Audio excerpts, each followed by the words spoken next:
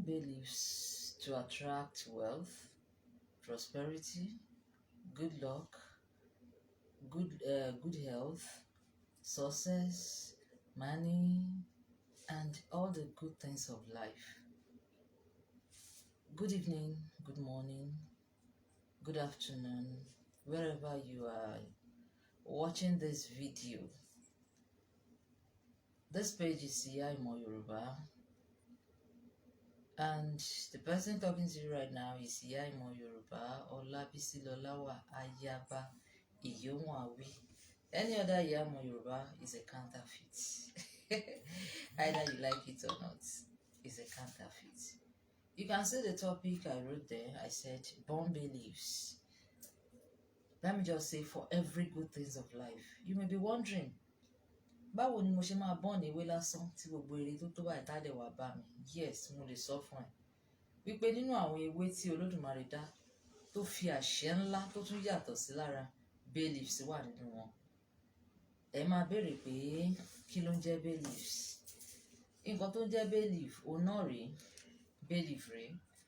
Mo ti sọ nípa ẹ̀ láìmọye ìgbà, ṣùgbọ́n mi rò pé mo ti fi bá a ṣe ń bọ̀nẹ̀, mi rò pé mo ti fi ṣe videos.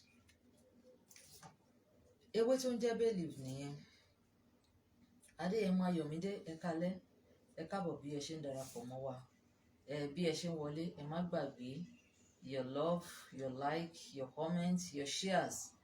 Ó máa ń help page to go a long way. And ṣé mo kó máa ń sọ bẹ́ẹ̀ bá ṣe impress wá sí lórí page yìí, òun náà ló ṣe máa wo pé okay, bá ṣe máa fi àwọn nǹkan síta síbẹ̀ sí o. Ìgbà tí according to promise, because I saw the last video was so impressive, a try. So that is why I'm here today to give you another wonderful secret. Bí èèyàn kàn ṣe lè born beliefs tí nǹkan á dẹ̀ yí padà, tí nǹkan tó há gágá tá bẹ̀rẹ̀ sí ní ṣí, tí ire á bẹ̀rẹ̀ sí ní wọlé, tí ajé á bẹ̀rẹ̀ sí ní wá, tí ọlá bẹ̀rẹ̀ sí ní dé ní rọ̀rùn láì mú ìnira kankan dání. Nǹkan tí a fẹ́ bára wa sọ náà nìyẹn. Kí lo need? You need your beliefs. Belief, B-A-Y, leaf, leaves. Nǹkan tó ń jẹ́ bẹ́ẹ̀ nìyẹn. Ẹ má bí mi lórúkọ Yorùbá ẹ̀. Mi ò mọ orúkọ Yorùbá ẹ̀. Ní tí mo mọ̀ pé ó ń jẹ́ náà ni ewé bay leaves, B-A-Y. Ewé bay ni bay leaves. Báwo la ṣe fẹ́ lò ó? Nǹkan àkọ́kọ́ tó nílò òun náà ni bay leaf tí mo mú dání. Onídìí mákà, o lè lo green. Tó bá ṣe pé nǹkan tó dín ṣe pẹ̀lú owó ló fẹ́ ṣe, lo green. Tí wọ́n bá fẹ́ lò nípa ìfẹ́ràn, lo red. Tó bá wá fẹ́ lò generally, lo black. Tó bá jẹ́ pé fún ẹni tó ń sick òun ni wọ́n fẹ́ lò fún, lo blue. Gbogbo color ló ní iṣẹ́ tó ń ṣe. Ṣùgbọ́n tó bá ṣàti jẹ́ pé okay, kí ire lè dé, kí nǹkan lè sún mọ́ wájú, lo green. Green represents wealth. Green represents prosperity. So if you want to be prosperous, you want to be successful, you want to be wealthy, you are looking for money, as in urgent money, you need it urgently, use your green marker. Use green marker. Okay. Another thing you need is you need candle. You can use green candle or white candle. Then you need your matches. Ìṣáná, tàfin ṣáná. So báwo ló ṣe máa ṣe? The first thing you need to do is light your candle. Light your candle. Before you begin the process, make sure your mind is in accordance with what you want to do. Rí wípé ọkàn ẹ wà ó ṣe déédéé pẹ̀lú nǹkan tí o fẹ́ ṣe, kò tó jókòó pé o fẹ́ ṣe. So lẹ́yìn yẹn, wàá mú mákà ẹ̀, wàá wá bẹ̀rẹ̀ sí ní kọ àwọn nǹkan tí o fẹ́ sí belief yẹn lára. Bí nǹkan báyìí, bí àpẹẹrẹ. Ṣé rí pé money ni mo kọ sí eléyìí? Money, owó ni mo kọ sí eléyìí. Then nínú ẹ̀, you will write sign of money. The sign of money they are spending in your area. irú owó tí sign owó tí wọ́n ń ná nílùú ibi tẹ́ ẹ wà ṣe mọ̀ pé náírà là ń ná ní Nàìjíríà, this is the sign of naira. Èyí tó bá ṣe pé dollars ni, this is the dollar sign. You will write it 4 times. O máa kọ ní ẹ̀mẹrin. Nínú ẹ̀ wàá mú ìkan tó jẹ́ pé orúkọ ẹ ló máa kọ síbẹ̀. Orúkọ ẹ ló máa kọ síbẹ̀. Bóyá Rashidi ọmọ Ọláídé, orúkọ ìyá ẹ̀, make sure òun ló fi síbẹ̀.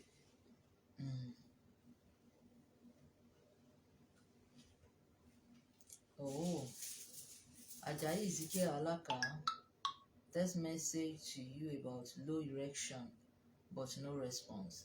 Ẹ lè pè wá tó bá di àárọ̀ ọ̀la sórí 09024440432. A máa sọ iye tó máa jẹ́ fún yín. So wàá kọ orúkọ ẹ sáwọn kan, wàá kọ orúkọ ẹ síbì kan. Má gbàgbé wàá kọ date of birth sí ara ìkan. So oríṣiríṣi bẹ́ẹ̀ ó ń rèé. Tó bá yẹ pé you want success, you write success. Ẹ ti rí bẹ́ẹ̀. Wealth, you write wealth in abundance. You write prosperity. This is it. Then you now take the leaves and you put your intentions. Kí ni intentions tí à ń sọ? You pray over it. You pray over it. One thing you need to do is always pray your intentions into it. Nǹkan tó need, I need money. I need wealth. I need prosperity. I need breakthrough. Wàá ti kọ sí ara ewé yẹn. Tó bá ti wá mú yẹn tó ti ṣe tán, kí ló kù? Mi ò fẹ́ kí fídíò yìí gùn kọjá boundary. Kí ló kù? Wàá bẹ̀rẹ̀ sí ní mú àwọn ewé yẹn. Wàá bẹ̀rẹ̀ sí ní, mo máa ń sọ fún wa, ọwọ́ wa ó ní iṣẹ́ tó pọ̀ láti ṣe nínú gbogbo iṣẹ́ spell pátápátá. Ọwọ́ wa ó ní iṣẹ́ púpọ̀ láti ṣe. Òun rèé, gbogbo ètò tí kọ̀ọ̀kan sí rèé, ẹ̀rí. Òun rèé oríṣiríṣi. You can write love forever. You can write everlasting love. You can write good health. Òun rèé, you can write good health. Gbogbo ohun tí o bá ṣàmọ̀ wípé ọkàn ń ṣàfẹ́rí tí o fẹ́, òun náà ni kò kọ. Ṣùgbọ́n èmi máa ń gba àwọn ènìyàn nímọ̀ràn pé whenever you want to use it, be certain about that thing you are in need of.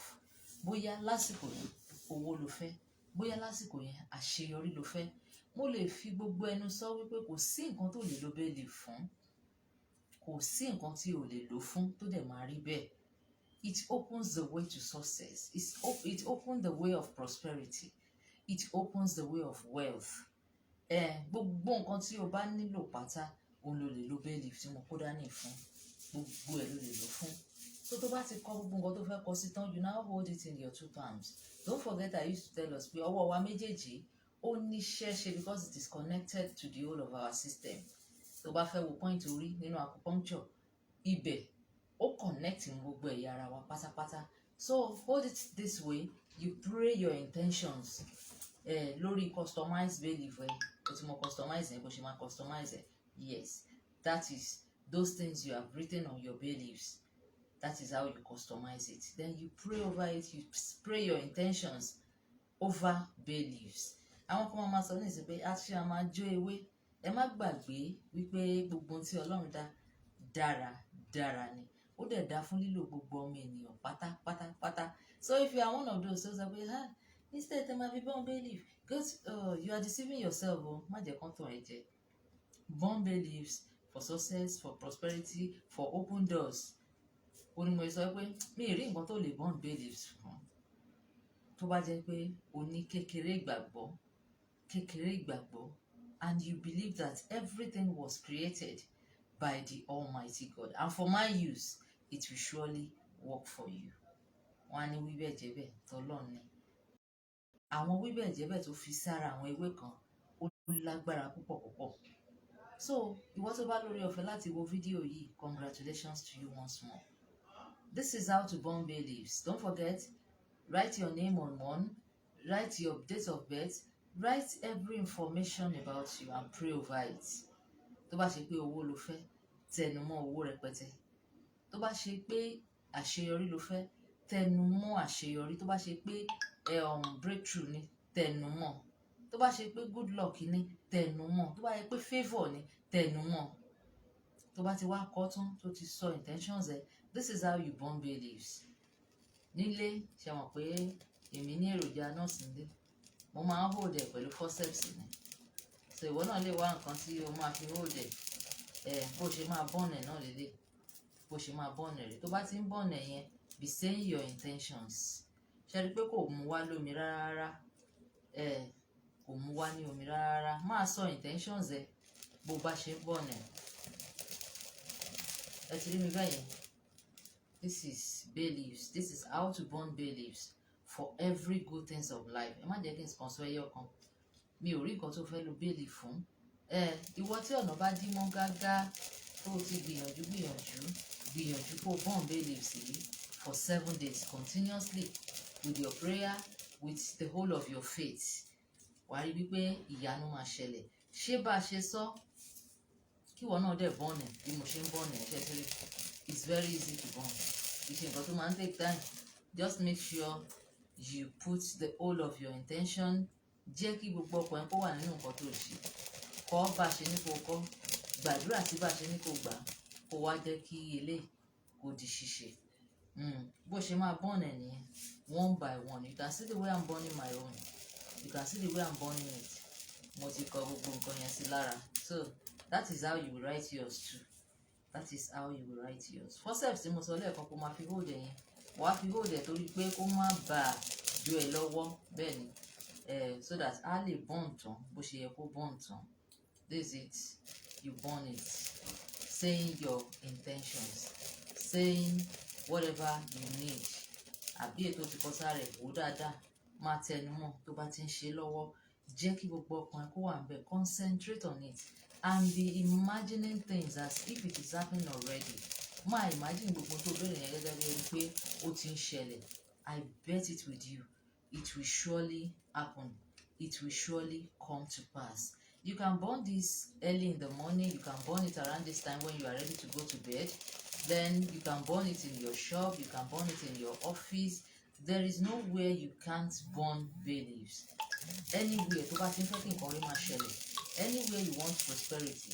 Anywhere you want goodness. Anywhere you want wealth. Anywhere you want success. Burn bay leaves. It is very, very effective. Aside from using it for spiritual purpose, it also serves medical purpose. Ìwọ tó bá ní problem pẹ̀lú àwọn health issues kan, you can burn bay leaves. If you find it very hard to sleep at night, tó o bá ti ṣetán tó o fẹ́ sùn, fi òkú kan pa ẹyẹ méjì, kọ gbogbo tó o fẹ́ yẹn sáré, kó wá burn ẹ̀. Wàá rí pé you will sleep like baby. You wouldn't have any problem sleeping normally. Tó jẹ́ pé láàárọ̀ báyìí tó bá ṣọ́ra wà létí ibi iṣẹ́, because wọ́n máa ní láti jí ẹni. Kì í ṣe pé tí wà ti jí láago 2 òru tí wà wá ranjú kalẹ̀ tí ò ní sí tí ò ní tó jẹ́ pé ò ní lè sùn mọ́. Nígbà tó bá wá da aago 7 ń lọ lù, ìgbà yẹn lórun ṣẹ̀ṣẹ̀ máa wá. No, wàá fi group yẹn sílẹ̀. You will sleep like baby, and every good things you wish yourself will surely come to pass. So it is very, very easy and very, very effective. I called it bay leaves, and it is bay leaves. Kò sí orúkọ mi tó ń jẹ́ bay leaf náà ni. Kò sí orúkọ Yorùbá kan, má jẹ́ kán tàn ẹ́ jẹ. Tó bá ti dé ibi tó ti lè rí, òun náà ni àwọn tí wọ́n máa ń ta jollof rice ingredients. Àwọn tí wọ́n máa ń ta èròjà tí wọ́n fi ṣe jollof rice. Rí pé tá a bá wo inú jollof rice, wọ́n máa ń fi ewé síbẹ̀. Bẹ́ẹ̀ ni, ewé wà lára nǹkan tó máa ń fi sínú jollof rice. Wà ewé tẹ máa ń yọ sọ́nù tó máa ń fi sínú ẹ̀.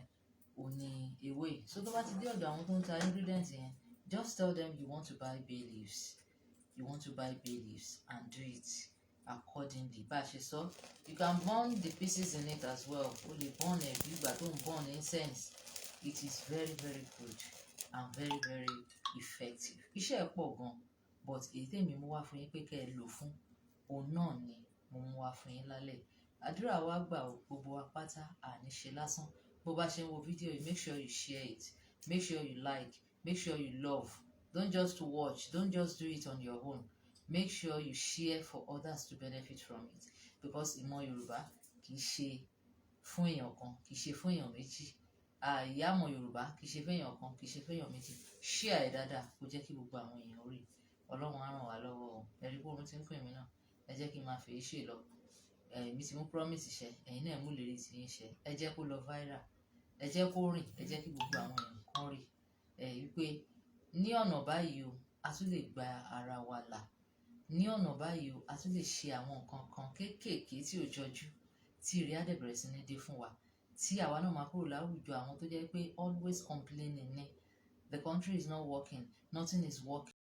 Try bay leaves, just burn bay leaves. Ẹ dẹ̀ rí pé ìyanu dẹ̀ máa ṣẹlẹ̀, ire á wọlé, ayọ̀ á wọlé, ìgbéga á dé. Whatever you wish yourself will surely come to pass. Ẹ jẹ́ ká fìpàdé sí ọjọ́ mi ọjọ́ rẹ̀. Mo sọ fún yín, bí ó bá ṣe wà impressive tó, bẹ́ẹ̀ bá ṣe promote ẹ̀ sí, bẹ́ẹ̀ náà ló ṣe máa wú wa lórí. Nítorí àwọn àgbà bọ̀ wọ́n ní kú iṣẹ́ báyìí, òun ló ń mú orí iṣẹ́ yá. Ẹlẹ́dùmarè á wà pẹ̀lú gbogbo wa o. Ká sùn láyọ̀ láṣẹ Olódùmarè ọba. Wọn nítorí tí yín kánjú pè mí o, wọn nítorí tí yín náà, wọn nítorí tiwa náà sáré pè yín lóru. Gbogbo wa la máa sunrun ayọ̀ tá a máa jíjí ìṣẹ́gun láṣẹ Olódùmarè. Ẹ jẹ́ ká máa sọ wípé ó dàárọ̀.